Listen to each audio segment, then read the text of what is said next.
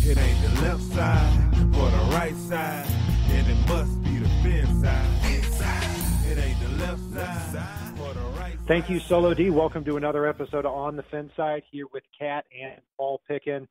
You can follow us on Facebook, Twitter, Spreaker, iTunes, YouTube, and on iHeartRadio. We are breaking down the Dolphins' trade of Jay Ajayi to the Philadelphia Eagles for a fourth-round draft pick, one that caught both of us by a lot of shock, as well as others in Dolphins land.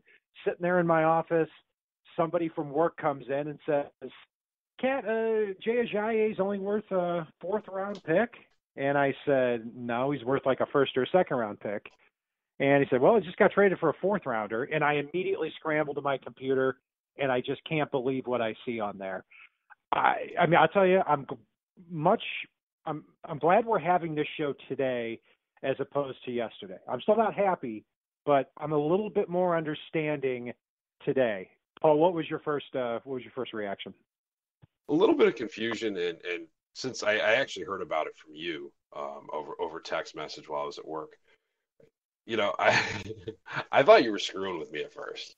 And it just didn't see, or that there was another pick involved, and you know, it just felt like there was more to come.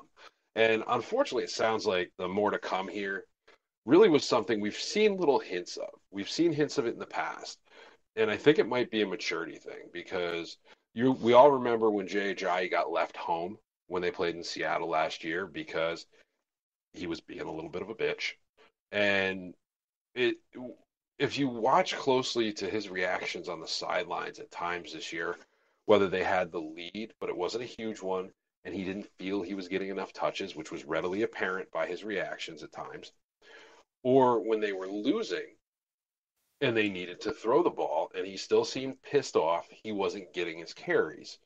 So for me, hearing reports he stormed out of the locker room after a win because he didn't feel he carried the ball enough, hearing reports about the way he's been handling things inside the locker room, not venting to Gase about some of his concerns, being aloof around the other players, it doesn't really lead to that whole team mentality. And right after a blowout where Gase went nuts and said heads are going to roll, who's the guy he's going to target? The one that's throwing temper tantrums and seeming like fun, but seeming like there's also other things behind the scenes. Yeah, at first, my immediate attention went to the talent of Jay Ajayi. When you look at his final, 12 games last year, 11 games, where he averaged somewhere around 100 yards rushing each game, and you look at it this year, even though the guy's averaging 3.4 yards a carry, he is one of the best in the league, according to Pro Football Focus, in broken tackles. And everything I always pinned it back to was, you didn't take care of the offensive line in the offseason. And then you lost not only your starting quarterback, but now in Ryan Tannehill this summer, but you also had Jay Cutler get hurt. So it's been a whole mess. And the passing game's effect has killed the running game. That's where I think all the problems start right there. But also, too, you know, Adam Gase in this situation gets the benefit of the doubt. I mean, Adam Gase is somebody that we believe in. I mean, when you finish the year last season 9-2, and then you start off 4-3 this year, and you seem to be grinding it out in a lot of these games, Adam Gase is going to get the benefit of the doubt. Joe Philbin, on the other hand, if Joe Philbin had made this trade, something like this, in his final year in Miami, he would not be getting the benefit of the doubt. Do you agree or disagree? No, I agree. But you know, at the same time, I am leery because, like you said, the talent is definitely there with Ajayi. He's a guy I know I pounded the table for in the draft and was freaking out every time they passed him over in the final two picks before they actually selected him. He's a good player, but there's also reports that the Dolphins are really doubtful about the long-term health of his knee, even more so that they feel like it's getting a lot worse. So really, if he's not in their long-term plans right now and they're building this team for the future and they've got all this young talent that they've got, do I think they could have got higher than a fourth-round pick?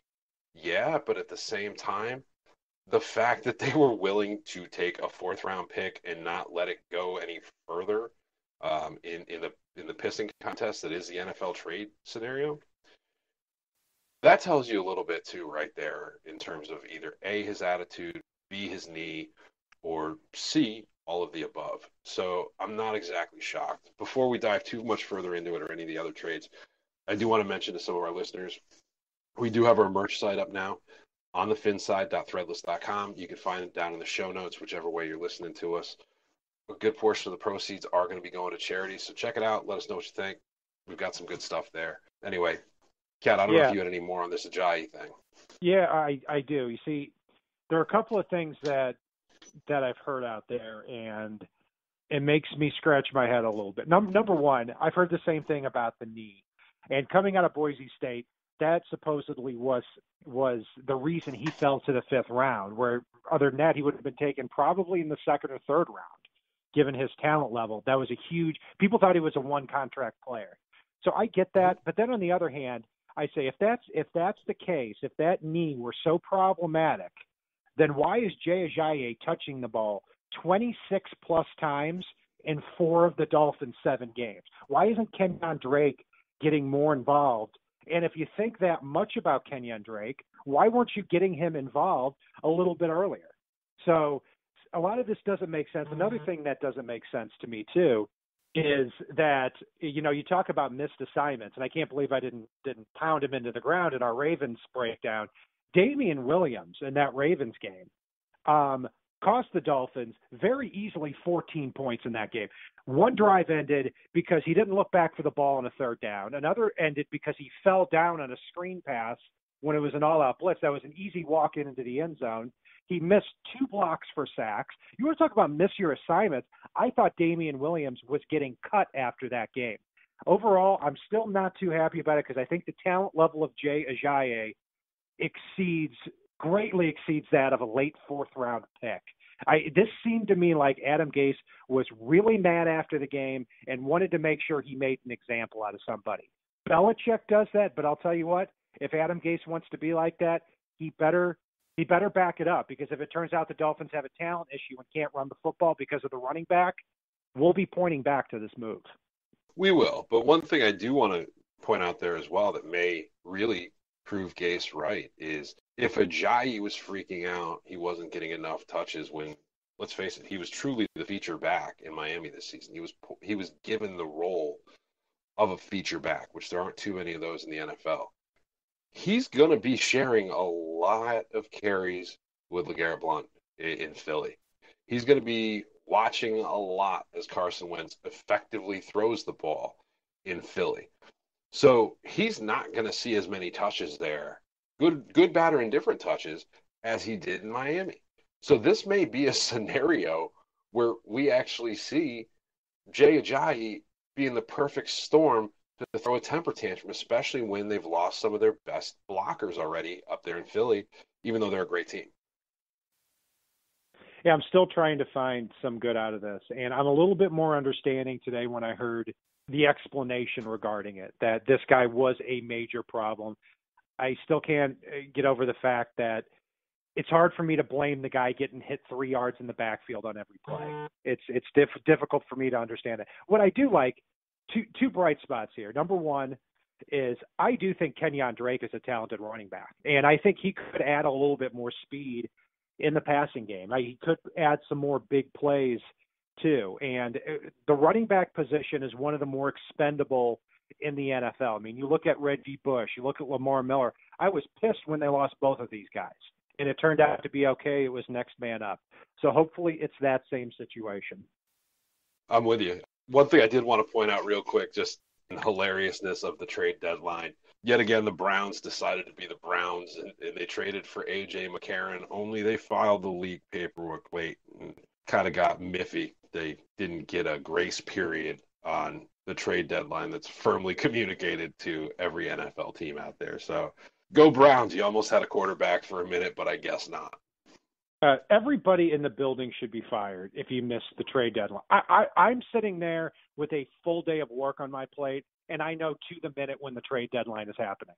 And the Browns' whole organization, just took a nap. So good for them. Anyway, another piece of news here: the Bills traded a 3rd and 7th round pick for Kelvin Benjamin, and he should be immediately be their number one receiver out there. But, to me, Kelvin Benjamin's a biscuit shy of 300 pounds, can never keep his weight under control. Looks like a mixture of Queen Latifah and I don't know. I'm drawing a blank, Paul. Any thoughts he's on built Kelvin like Ray Benjamin in Maluga. Buffalo? Yeah, Ray Maluga and Queen Latifah. We'll take that. For me, I think Buffalo is a little better team than any of us expected, at least thus far this season. And he does improve their team. So should be interesting down the stretch.